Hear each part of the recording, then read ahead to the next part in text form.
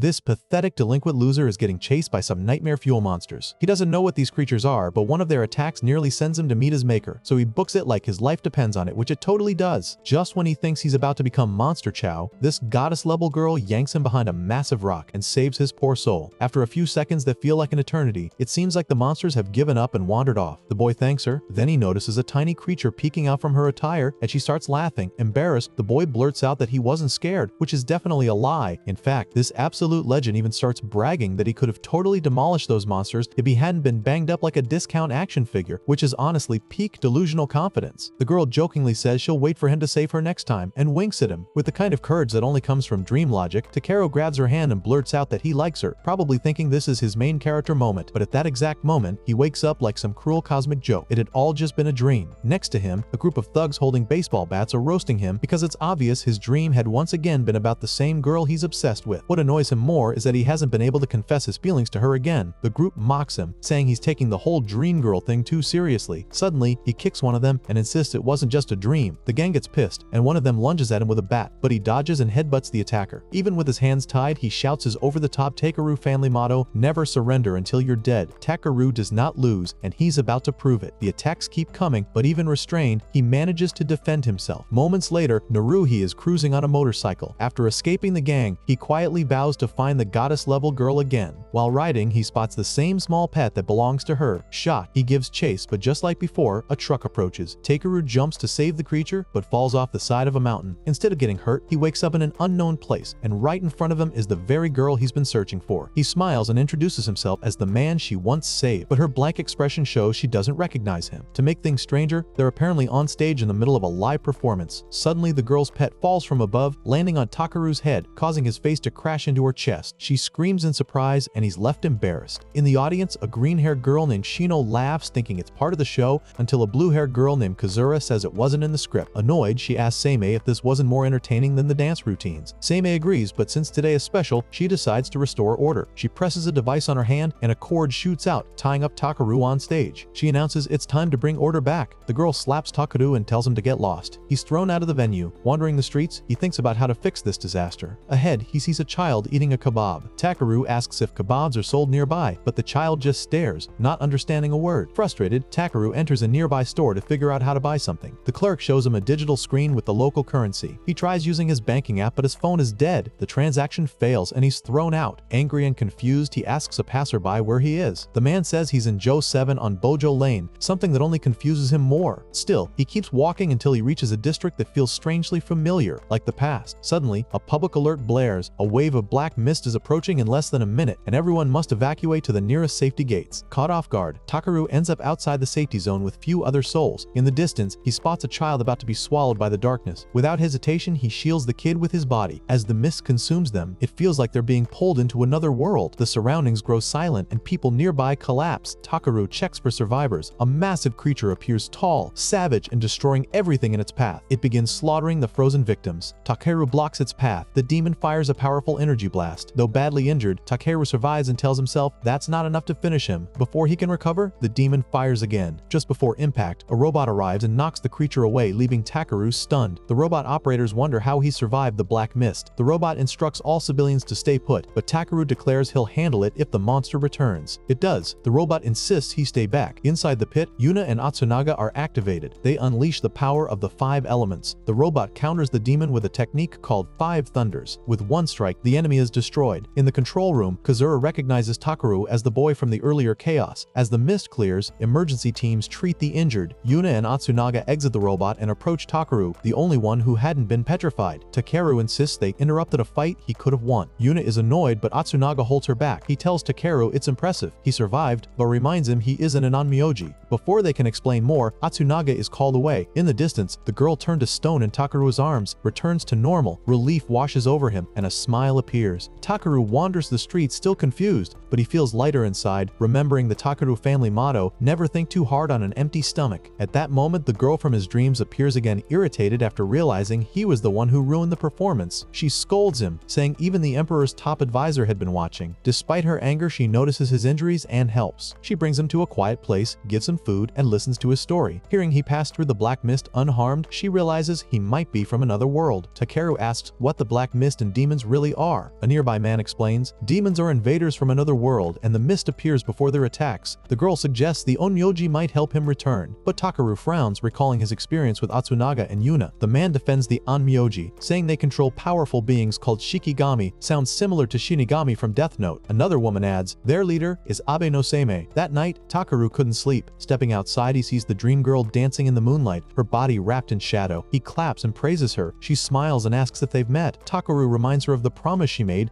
that he would become stronger and protect her. She says she won't forget again and introduces herself as Sukamiya. The next morning, during the second day of the festival, a royal messenger arrives, sent by the emperor's advisor. He demands to speak with the person who caused the disruption. Takeru fears arrest. Speaking with Sukamiya, the messenger says the performance was disgraceful and demands she apologize at the palace. Takeru admits it was his fault, but the messenger ignores him. Takaru tries again to take responsibility, but Seimei appears. Takaru mispronounces his name, but Seimei laughs it off and reassures Sukamiya. As they leave in an air car, Shino asks if it's awkward dealing with someone like Takaru. Seimei gives a half wink and doesn't answer. Sirens suddenly blare another black mist alert. Darkness would descend in 20 seconds. The mist spreads rapidly, striking Sukamiya's vehicle. Sensing her danger, Takeru grabs a weapon and rushes into the chaos, swearing to protect her. Inside the mist, Yuna and Atsunaga fight a new demon, while Takaru moves through the shifting terrain and finds the wreckage of Sukamiya's vehicle. The onmyoji forces struggle against a powerful enemy that warps across the battlefield using linked escape gates. The shikigami suffer heavy damage and fall behind the demon's attacks. Takaru reaches Sukamiya, now turned to stone, just as the demon strikes the defending robot, nearly destroying its spiritual reactor. Seimei arrives in the control room and demands a status update. The demon prepares to eliminate the shikigami and Sukamiya. At the last second, Takaru reappears and strikes the demon. That leaves Seimei smirking, now wielding a strange, powerful force. Takeru attacks again, but the demon intercepts and crushes him into the ground. Bloodied and broken, he lies still until his wounds vanish. He stands again. As the demon charges a new attack, Takaru again recalls his useless family motto, never surrender until you're dead, and even when you're dead, never surrender. With those words in mind, he runs into the blast and counters with a punch. At the moment of impact, his body transforms, armor enveloping him in a powerful form. With this newfound strength, he delivers a final crushing blow that brings the monster down. Back in the control room, Seimei watches with a genuine smile. For the first time, she wonders if this boy might truly be extraordinary. Inside the mist, Takaru returns to normal and exhales in relief, seeing Sukamiya safe. But before he can relax, the demon's core erupts and a mysterious gate appears, instantly disintegrating Sukamiya right before his eyes. In the next moment, another demon emerges and stabs Takaru from behind with its claws. The very next second, Takaru wakes up, breathless and afraid, finding himself back at the exact moment everything began. Once again, he stands in the strange world where his journey first started, and it seems like he is stuck in the worst time loop ever. The episode kicks off with Takaru bawling about dying impaled by a monster while watching Sukamiya get wrecked. But suddenly this moron jolts awake in a different place, gasping to find Sukamiya alive and confused. He jumps up and grabs her shoulders with relief, but she screams bloody murder, drawing attention and making him back off. Uncle Wada shows up wielding a bamboo stick, asking what he was doing, leaving him confused. Right then, Atsunaga appears, using some hidden blade spell to pin Takaru to the ground like he's an intruder. Sukamiya questions what Atsunaga is doing backstage, but the guy claims he was just passing through. Takaru, feeling the magic pressure, desperately tries explaining to Sukamiya who he is, repeating his full name, Narihira Takaru, but Sukamiya makes it clear she doesn't know him, leaving him stunned. Seimei strolls by with two girls, and they walk past Takaru, who's still pinned down, yelling at Atsunaga that he's known Sukamiya for ages. Atsunaga thinks he's full of crap, saying he only scared the girl, so Seimei decides to check out the drama. When the trio approaches and Takaru calls Seimei Haraki, Kazura scolds him. Seimei asks if they know each other, making Takaru feel crushed that nobody remembers him, but Atsunaga tells Seimei to ignore the crazy dude spouting nonsense. However, Takaru keeps insisting he fought something in the black mist and got impaled. Tatsunaga clearly thinks he is drunk, so Takeru insists he made the onmyoji fly with his bare fists. Seimei questions whether he's lying or telling the truth, so Takeru recites his Narihira family motto. Trust isn't built with words, it must be shown through serious actions, which is why he asked to fight an onmyoji, claiming that would be the easiest way to prove himself. The scene cuts from his confident expression to him panting, while Yura, one of the onmyoji girls, comments that he'd been there for 30 minutes and absolutely nothing had happened. Meanwhile, Takaru keeps trying to summon that little power from his fist like he did before, except it doesn't work. Yura approaches him and immediately greets him with a kick to the face, demanding he show respect to the onmyoji. So Seimei makes it clear he's disappointed, but says they'll just ask a few questions and let him go. Takaru runs off distressed, shouting in the streets, but then he passes by a stage under construction and stops, confused because that place had already been built as far as he remembered. Then Sukamiya arrives arrives and Takaru asks if that stage has already been built. She replies, "It's been a century since any stage was built there," explaining that the stage is built for every Centennial Pandemonium and that the Emperor's chief advisor will come to watch the first performance. Takaru remembers Sukamiya had said the exact same thing before, so he asks when the chief advisor is supposed to arrive. Sukamiya corrects him because he mistakenly said companion instead of counselor like an idiot, and answers he'll be there in 15 days, which is when Takaru finally understands everything. He thanks her and says that this time he swears to protect her, but to do that, he knows he has to become insanely strong. That night, he waits for Seimei like some creepy stalker. Seimei asks what he wants. Takaru reveals he wants Seimei to teach him Onmyo techniques, making Kazura ask if he even understands who he's talking to. But Takaru keeps going, asking Seimei if he wasn't interested in his strength since he defeated an Oni. She says his so-called strength was just empty talk, but Seimei agrees to his proposal because it took courage to come back after all the humiliation he faced. However, Seimei makes it crystal clear that Takaru only has 1 week, and if he doesn't show anything impressive, he'll have to pay for every time he was rude, so Takaru quickly agrees to the terms. Soon after, Takaru and Shino sit through the longest, most boring explanation from Kazura about Onmyo techniques, nearly falling asleep. Takaru interrupts her mid-lecture, saying he already understood all that stuff and just wanted to learn how to use the so-called Shikigami, making her furious enough to grab a little doll. She explains it's a Godai, a spiritual vessel used for training, and if he really wants to control a Shikigami, he'll need to channel his spiritual power and make the Godai stand. She demonstrates using a divination glove, touching the core until it springs to life, saying he just needs to concentrate and send his spiritual energy into the glove. She leads with the little girl, telling him to call her if he manages to make the Godai stand, so Takaru tells himself he'll get through this in no time, but even after trying hard to focus, he can't do that. He keeps at it all afternoon, trying again and again without success, growing frustrated, but then Atsunaga appears. He asks what's making him so desperate, so Takaru says he just wants to become strong to protect the person he cares about, but Atsunaga touches Takaru's back with the divination glove. Atsunaga explains that Takaru doesn't even have the basic spiritual energy required to control a Shikigami, so to reach that level, Atsunaga is going to forcibly expand his capacity. Takaru says he can handle it and tells him to go ahead, but the moment Atsunaga activates the magic, Takaru starts screaming, but Takaru shouts for him to do it again, continuing to scream from the pain. Later that night, Atsunaga looks at a necklace while recalling Takaru's words, but then Takaru appears, sitting behind him and looking at his Sukamiya merchandise. He asks if Atsunaga is a fan too, making Atsunaga demand to know what he's doing there, so Takaru says he doesn't have a home and figure he'd stay there, but Atsunaga reluctantly lets him stay so that Takaru will not go to stay at Sukamiya's house. As a thank you, Takaru decides to cook for him, preparing a lot of food, and Yura had also been invited and asked what the occasion was. Takaru replied it was a gyoza party, but Yura remarked that it didn't seem possible someone like Takaru could have made something that good. However, as soon as she and Atsunaga tasted the food, they changed their minds, saying it was a true blessing which made Takaru happy. After a while, Yura left and Atsunaga asked who Takaru wanted to protect. Takaru answered he wanted to protect Sukamiya and explained about the time travel and said that Sukamiya would die in 15 days. Atsunaga declared that it wouldn't be Takeru who would protect her, it would be him, so Takeru repeated his family motto, saying he would prove himself through actions. After that, the two began training together in the training hall with Yura watching, and Takaru tried to land a direct punch, but Atsunaga defended with a magic barrier, sending him flying. 3 days of training passed, and Takaru created a kind of magical card that could cut through wood easily, making Atsunaga explain that it was the power of Rik, one of the 5 systems of the Onmyo techniques focused on strengthening the body. Takaru believed he'd soon master that technique as well, but Atsunaga told him it would take at least a year, making Takaru worry because he doesn't have much time. At that moment, Yura called Atsunaga to speak with her, and outside the room, she asked how long he planned on helping that idiot and questioned whether he still wanted to be chosen as one of the 5 stars. Atsunaga replied that yes, he still did, but there were things to learn from Takeru too, so she said he had more important things to do, shoved him against the wall, and asked if he had anything to say. An alert sounded, announcing that in 60 seconds a black mist would appear, and Kazura reported that the mist had a concealment level of 3.6 and was considered moderate level. Takaru insisted he would go into the mist, saying the last time he used his power was inside the mist and there was no time to waste. Atsunaga unleashed a massive power and said he could only enter if he managed to do the same first. Takaru charged at Atsunaga but ended up getting knocked out in the process, waking up at Atsunaga's house. Atsunaga said that he and Yura had already taken care of it. Atsunaga took him to a place where the black mist had once appeared, explaining that back when he was still a rookie he made a mistake and left an ally to fight an Oni alone. That ally ended up losing the fight and dying in the process. Atsunaga explained the immense responsibility that comes with dealing with the black mist. After the entire week passed, Seimei asked about Takeru, but he hadn't shown up for training. At that moment, Shino sensed the arrival of the mist at level 5.6 this time. Atsunaga and Yura summoned their Shikigami to face the Oni inside the black mist. Then they entered the mist and found the Oni controlling several puppets to attack them. Yura charged forward and dealt with the puppets while Atsunaga Atsunaga prepared a lightning attack. However, the Oni was faster than light and struck back, landing a hit on the core of Yura's Sukamiya, severing her connection with it. Determined to sacrifice himself, Atsunaga began activating a spell that would cost him his life, ready to give everything to protect everyone as he charged straight at the Oni. Just then, Takaru appeared between them, summoning a powerful barrier that sent both the Oni and Atsunaga flying, leaving everyone stunned. Takaru showed that he could now handle the mist and, repeating his family's motto about actions, Atsunaga called him to join his Shikimai, and as everyone watched, Takaru managed to alter the structure of the Shikigami, transforming it into something awesome. Together, they attacked the Oni and struck it head-on, completely destroying it, and at that moment, Takaru looked at Seimei and asked if he was watching,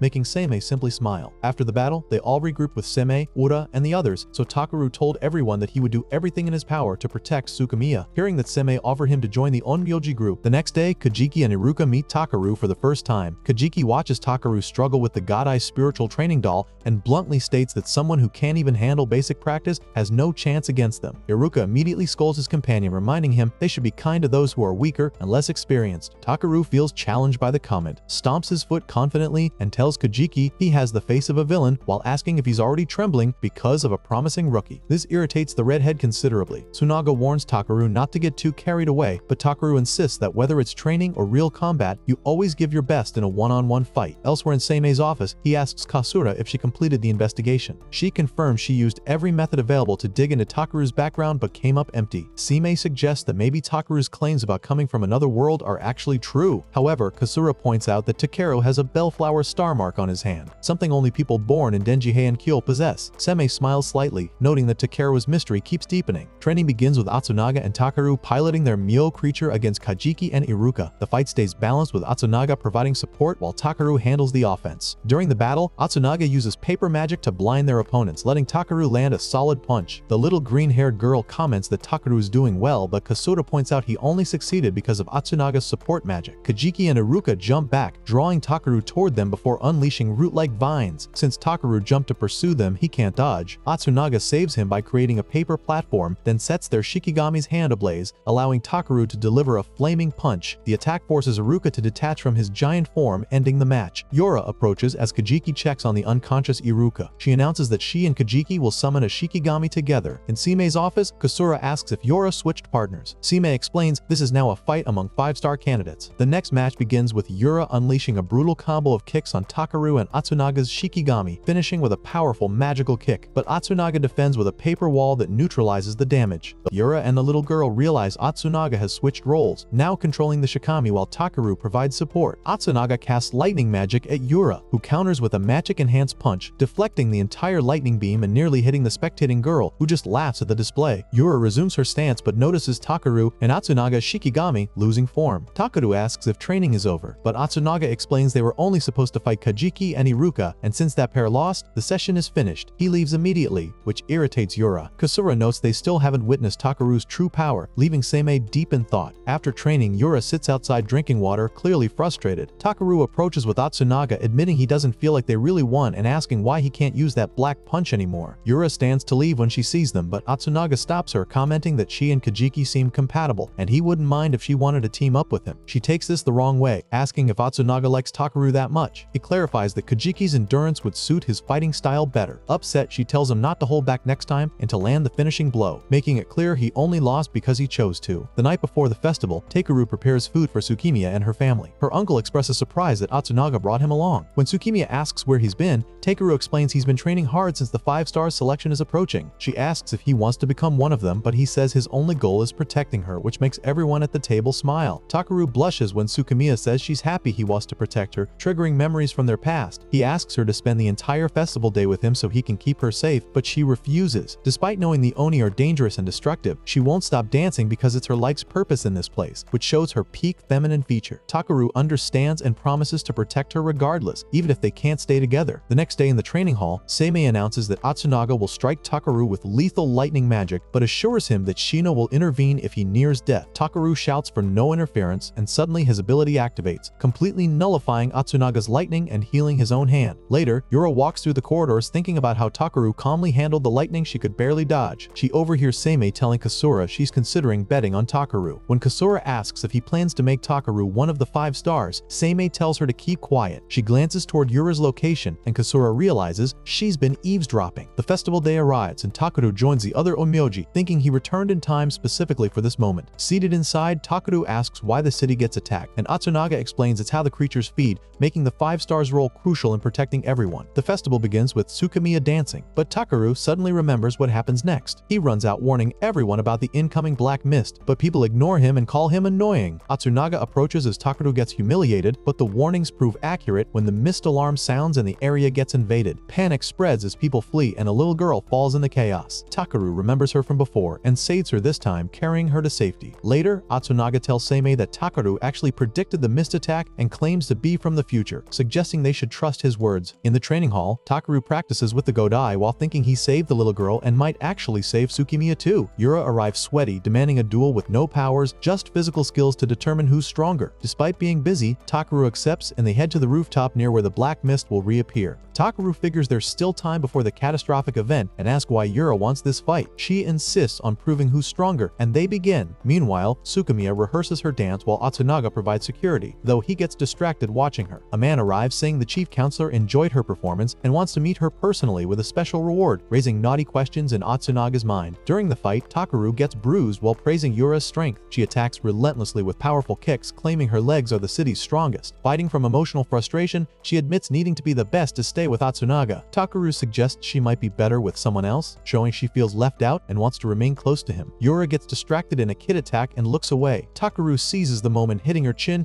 and knocking her down to win the duel. She realizes her loss came from distractions and behavior that make Atsunaga not want to partner with her. Takaru shares his family motto about not judging by appearances, suggesting she asks directly about his feelings instead of assuming. Yura understands and notes that his family motto is contradictory. The mist suddenly appears, surprising Takaru since it's still morning instead of the expected afternoon timing. He runs searching for Sukamiya, spotting her running toward him. They reach for each other's hands, but a magical wall forms from the mist, trapping her inside as she begs for help. Kasura arrives with Yura on a ship. Takeru immediately asks about Atsunaga and learns he's also trapped in the mist. Yura explains that only she and Takaru can enter. He agrees to take control himself since he must save Sukamiya no matter what. She nods and slaps his hands in agreement. Inside the mist, where everyone, including Sukamiya, stands frozen, their Shikigami appears and strikes an Oni just before it destroys someone. They begin fighting, but as they're about to land a punch, the Oni enters a door and teleports to a distant location. Takaru recognizes this Oni and its abilities. The Oni attacks by shooting fire through a door to hit their Shikigami from the other side, but Takaru dodges since he already knows this trick. He tries a counterstrike, but the Oni escapes and surrounds him with multiple portals, firing flames from all directions. Takeru protects Sukamiya by taking all the damage himself, severely affecting their Shikigami. The Oni prepares a finishing attack, but Takaru refuses to back down despite struggling. He activates his ability, canceling the Oni's magic and charging forward. The Oni enters another portal to attack from behind, but Takaru thrusts his hand through one portal and strikes the Oni's stomach, killing it and dissipating the mist. Takaru searches for Sukamiya and feels relieved, seeing he saved her this time. But suddenly, multiple Takaras appear inside the Shikigami, taking Yura out of control. The Shikigami begins attacking the city like an Oni. Faced with this crisis, Seimei decides to act personally, summoning his own Shikigami to deal with the out-of-control Takaru. Yura, one of Seimei-sama's 12 heavenly generals, had never seen anything like this before. The power from the last attack was far stronger than any Shikigami strike. The fight needed to end quickly to save the city from more damage.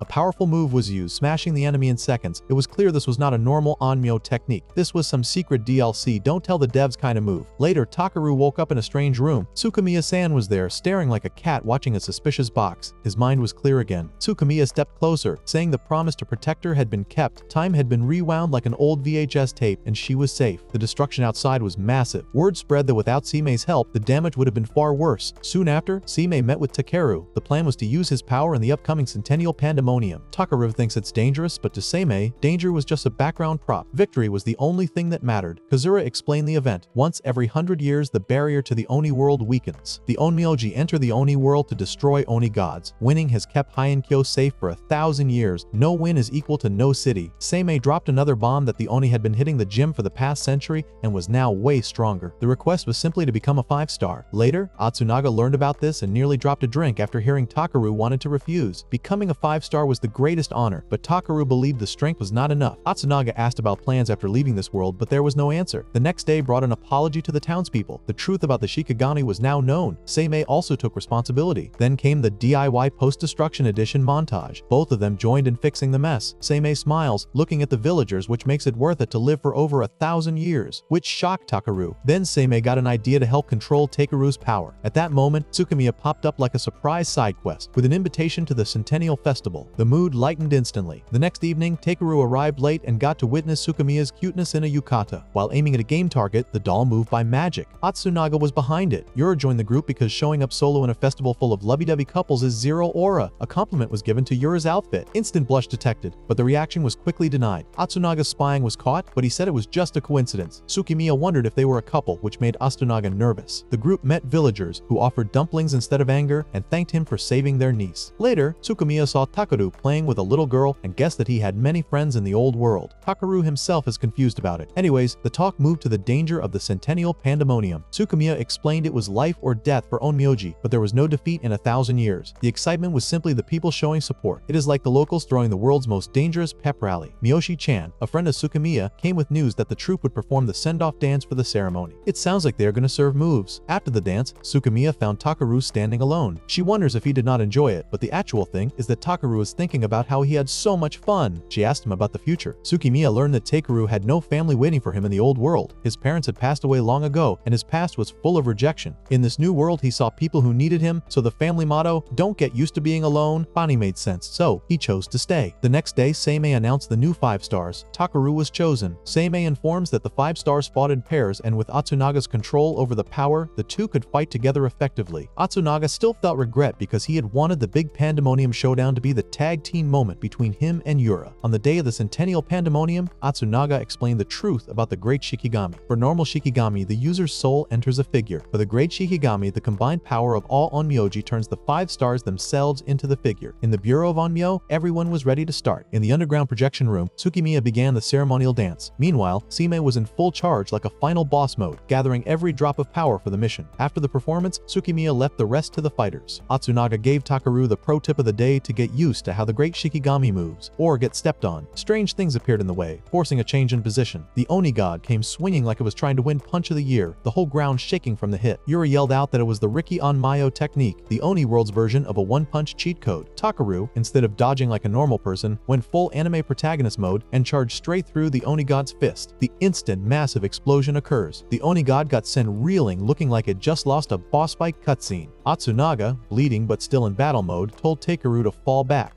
Then he rushed in himself, landing a hit so heavy it could have been clipped for a top 10 anime Smackdowns compilation. A strong gust swept over the battlefield, hiding everything in dust. When the view cleared, the Great Shikigami was broken. The Oni began crushing people under its feet. Takeru ran forward but found Seimei standing in the way. Seimei called the battle a disappointment and said Heian Kyo's end had come. Those words hit like a slap to the face, sparking instant anger in Takeru. The ground was covered in rubble. Blood poured from deep wounds. Nearby, Sukamiya lay still, her body painted in red. In the last moments of fading strength, one thought remained, wishing to do it over again just one more time. Takeru stood in front of Sukamiya with tears falling like rain. The pain of failing to protect her hit harder than any punch. He felt weak, useless, and angry at himself all over again. A memory of Seimei popped up, and angry words followed quickly. Atsunaga grabbed him, but Takeru shouted and told him to go fetch Seimei. Atsunaga brought him to Seimei like a confused delivery boy. Yura scolded Atsunaga for being so clueless and trusting. Because of the clothes, Atsunaga thought Takeru was a proper diviner. Seimei looked at Takeru and asked who this loud guy even was. Takeru reminded Seimei about the time he said Heian Kyo was destroyed. Seimei didn't remember ever saying anything like that. Takeru explained it to him clearly, because that line will be said in the future. Seimei looked surprised, like someone had dropped ice down his back. Takeru then told him he would give up on everyone in Heian Kyo. Every person in the room froze like statues after hearing that. Takeru shouted at Seimei, asking where that promise went that he had made for the people of Heian Kyo. Seimei calmly answered that all he wanted was peace for Heian Kyo. Takeru ran towards him with his fists ready to fly like fireworks. Shino stepped in, blocked the attack, and smacked Takeru back. Kazura thought Takeru had been hurt badly, but he just disappeared all of a sudden. Now Takeru was gone, and the group had no clue where. Everyone searched for him, knowing he had tried to attack Seimei. Somewhere hidden, Takeru sat in a dark spot thinking deeply. No one would listen, and his words felt like paper in the wind. He wondered if the chief advisor had seen Sukamiya perform yet. Suddenly, a strange black mist filled the streets outside. People ran in fear, shouting and stumbling like scared puppies. Takeru dashed toward the mist, wanting to protect everyone, but he collapsed. He He froze on the ground and was unable to move. A bright light came, and a Shikigami floated above him. Iruka and Kajiki arrived, and they left Takaru and ran into the mist to stop it. Takaru got a strange alert blinking with red symbols on the screen. The warning said someone was about to die, and it happened fast. The Shikigami exploded, shaking the ground with thunderous force. Takaru passed out and woke up much later in a warm bed. Sukamiya checked his temperature and looked really worried. Miyoshi helped too, bringing hot water and nursing him well. He had been asleep for 3 whole days without a sound. Takeru regains his consciousness and finds out that Sukamiya found him lying in the street, unconscious. He asked her about her dance performance, to which she told him the chief advisor had called for her, but the team lied, saying someone got sick so she stayed. Takeru got to know why she didn't get caught in the mist this time. She asked him how he knew that she was summoned by the chief advisor. He told her that he saw it in a dream. Dihimiya laughed and said that was a strange dream. Anyways, Takaru realized her life was saved because the future changed. Because of his actions, things were different now. His heart sank after realizing that Iruka and Kajiki didn't survive this version of the future. Sukamiya asked why he cried for her back then. She said he looked heartbroken when he spoke of failing to protect her, but somehow his tears felt genuine, so that's the reason she is helping him. She sat in shock as he explained the time loop. Each time the same events happened, but he tried to fix them. He told her about the destruction and how it always ended badly. She smiled and said the tears looked real enough to believe. Her kindness warmed him more than any blanket ever could. In another place, a funeral was held for Iruka and Kajiki. Sadness filled the air like heavy fog over the city. Seme heard that Takaru had woken up from his long rest. Shino asked why Tsukamiya was hiding someone like Takaru. She believed he should be arrested for attacking Seme. Seme wasn't angry, but his curiosity was growing fast. Shino reported that the black mist was back again. Kazura opened the screen and saw a strange warning appear. Kazura quickly sent Tsurubishi and Kaisei out to stop the mist spread. Takaru's hand started shaking again after seeing the mist. Fear crawled up like ants on skin. The next day, Sukamiya brought more bad news that the Oni had won another battle and more lives were lost. Thankfully, Atsunaga and Yura were still safe and alive. Hearing that made him breathe easier, even just a little, but he realizes that the situation keeps getting worse. Takeru remembered Seme's warning that the Oni were growing stronger. The war wouldn't be won if this kept happening again. So, Takaru began training harder than ever before. Still, he couldn't step into the mist yet, not without fear. He remembered how powerless he was before, and it haunted him. He knew strength wasn't just muscle, it was heart too. Without it, saving anyone would always be impossible. Sukamiya watched him hit the bag with wild swings. She stopped him, saying maybe there was a better way. She shared a secret that she had a rare dancing gift. Her power showed only once every 1,000 years, but even she felt scared before every performance began. She told him about a mask that helped her calm down. She showed him the Yasha mask